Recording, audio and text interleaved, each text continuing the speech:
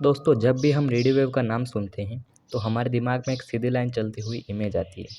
जैसे एक गन से बुलेट सीधी निकलती है, वैसे ही रेडियो वेव एकदम सीधी लाइन में आगे बढ़ती होगी। पर क्या ये सच है? लेकिन दोस्तों, मैं आज आपको बताना चाहता हूँ कि ये सोच गलत है। हाँ, आपने बिल्कुल सही सुना।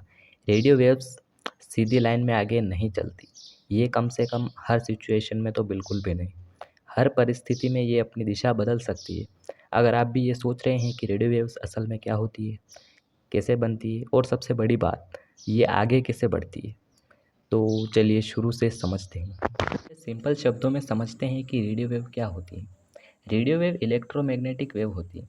इसका मतलब ये है कि इसमें इलेक्ट्रिक फील्ड और मैग्नेटिक फील्ड दोनों एक दूसरे के परपेंडिकुलर डायरेक्शन में काम करती है और दोनों मिलकर वेव को नई डायरेक्शन में प्रोपेगेट करती है। अब कॉम्प्लिकेटेड लग रहा होगा, टेंशन मत लो, एक सिंपल एग्जांपल देता हूँ। सोचो आप एक तालाब में पत्थर फेंकते हो। उस पत्थर को गिरने से गोल गोल लहरें बनती जो आगे बढ़ती। वैसे ही रेडियो वेव भी एक टाइप की लहर है, बस ये हवा या वैक्यूम में ट्रेवल करती है और इसे आप देख नहीं सकते। पर यहाँ एक डिफरेंस है, रेडियो वेव कोई फिजिकल वाइब्रेशन नहीं होती, बल्कि ये इलेक्ट्रिक और मैग्नेटिक एनर्जी का कॉम्बिनेशन होती है जो स्पेस में ट्रेवल करती है।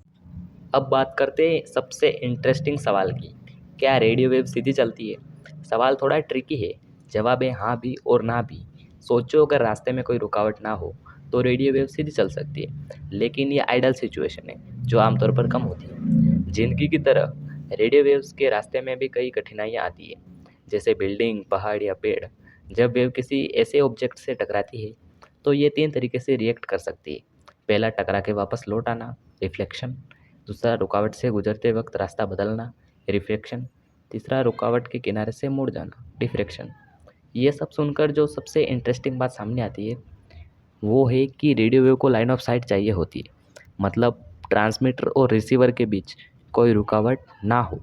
FM radio for most example line of site follow करता है, मतलब ट्रांसमीटर और रिसीवर के बीच एक सीधा रास्ता हो। लेकिन शॉर्टवेव रेडियो, अरे ये तो कमाल करता है। आयनोस्फीयर से टकरा कर रिफ्लेक्ट हो जाता है और ग्लोब के दूसरे हिस्से तक पहुंच जाता है, वो भी बिना किसी सैटेलाइट के। तो अगर अगली बार कोई बोले कि रेडियो वेव सीधी चलती है तो आप मुस्कुराते हुए कह सकते हो, भाई बात थोड़ी कॉम्प्लिकेटेड है। दोस्तों, अब हम उस हिस्से पर आ गए हैं जहां हम रेडियो वेव का असली 3D स्ट्रक्चर समझेंगे। जो इमेज आप स्क्रीन पर देख पा रहे हैं उसमें एक इलेक्ट्रोमैग्नेटिक वेव को दिखाया गया है, बिल्कुल वैसे ही जैसे रेडियो वेव स्पेस में ट्रेवल करती है। इसमें आपको 3 चीज़ें देखने को मिल रही होगी। पहली, ब्लू लहर, ये इलेक्ट्रिक फील्ड यानी कि ई फील्ड है। दूसरी, रेड लहर, ये मैग्नेटिक फील्ड यानी कि बी फील्ड है। तीसरा, वेव के आगे बढ़ने का रुख, दोनों फील्ड्स के परपेंडिकुलर डायरेक्शन में। चलिए एक एक चीज़ को डिटेल में समझते हैं। सबसे पहले देखिए ब्लू कलर की वेव को। ये वेव ऊपर और नीचे जा रही है। इसका मतलब है कि इलेक्ट्रिक फील्ड एक डायरेक्शन में कंपन कर रही है, मतलब एक बार ऊपर फिर नीचे फिर से ऊपर। इस पैटर्न में ये कंपन होता है अल्टरनेटिंग करंट की वजह से, जो एंटीना के अंदर होता है। जब करंट होता है तो इलेक्ट्रिक फील्ड भी चेंज होती है और वो इस वेव के फॉर्म में दिखाई देती है। सोच लीजिए जैसे एक तार में करंट ऊपर नीचे हो रहा है, वैसे ही इलेक्ट्रिक फील्ड भी वेव के रूप में ऊपर नीचे हिलता है। अब आइए रेड वेव की तरफ। ये वेव ब्लू वेव के बिल्कुल परपेंडिकुलर डायरेक्शन में जा रही है, यानी अगर ब्लू वेव वर्टिकल है तो रेड वेव हॉरिजेंटल है। ये है मैग्नेटिक फील्ड जो हमेशा इलेक्ट्रिक फील्ड के परपेंडिकुलर होती है। जब इलेक्ट्रिक फील्ड चेंज होती है तो मैग्नेटिक फील्ड भी चेंज होती है। दोनों एक दूसरे को सपोर्ट करते हैं और एक कंप्लीट इलेक्ट्रोमैग्नेटिक वेव बनाते हैं। इस वेव का मोशन आगे पीछे होता है, एक इमेजिनरी लाइन का दोनों तरफ कंपन करता हुआ। ये चीज़ इमेज में क्लियरली दिख रही है, जैसे रेड वेव एक चक्री की तरफ घूम रही है ब्लू वेव के आसपास। अब सबसे इम्पोर्टेंट पॉइंट, ये दोनों वेव किस डायरेक्शन में मूव कर रही है। दोस्तों, जब इलेक्ट्रिक फील्ड वर्टिकल डायरेक्शन में हो और मैग्नेटिक फील्ड हॉरिजेंटल डायरेक्शन में हो तो वेव तीसरे डायरेक्शन में ट्रेवल करती है, यानी डेप्थ के तरफ, स्क्रीन के अंदर की तरफ। इस डायरेक्शन को कहते हैं डायरेक्शन ऑफ प्रोपेगेशन, और यही डायरेक्शन होता है जिसमें रेडियो वेव ट्रेवल करती है। सोचिए एक एरो है जो आपकी तरफ आ रहा है। उस एरो के शाफ्ट पर रेड और ब्लू रिबन बंधे हैं, एक वर्टिकल घूम रहा है, एक हॉरिजेंटल, और दोनों के कॉम्बिनेशन से एरो आगे की तरफ मूव कर रही है। वैसे ही रेडियो वेव भी 3 एक्सिस पर एग्जिस्ट करती है।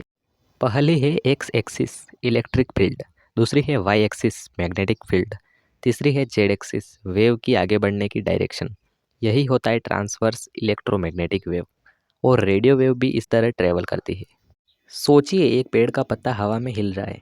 जब हवा लेफ्ट राइट चलती है, पत्ता ऊपर नीचे हिलता है। अब अगर सेम टाइम में किसी ने उस पत्ते को रोटेट भी कर दिया हो, तो वो लेफ्ट राइट और ऊपर नीचे दोनों डायरेक्शन में हिलेगा। बस वैसे ही इलेक्ट्रिक और मैग्नेटिक फील्ड भी एक ही वेव में अलग डायरेक्शन में होते हैं, लेकिन दोनों का तालमेल मिलकर वेव को आगे ले जाता है। क्या वेव दिखती है? नहीं, ये वेव हम देख नहीं सकते हैं, क्योंकि इसकी वेवलेंथ और फ्रीक्वेंसी ह्यूमन आई के लिए इनविजिबल होती है। इसका इफेक्ट आप हर जगह महसूस करते हो, जैसे आपका मोबाइल सिग्नल, एफएम रेडियो का गाना, टीवी का रिमोट, वाईफाई का डाटा, सब रेडियो वेव के माध्यम से ट्रांसमिट होता है। दोस्तों, अगर आपको ये वीडियो पसंद आया हो तो लाइक करें, अपने दोस्तों के साथ शेयर करें और चैनल को सब्सक्राइब करना ना भूलें, ताकि अगला वीडियो सबसे पहले आप तक पहुंचे।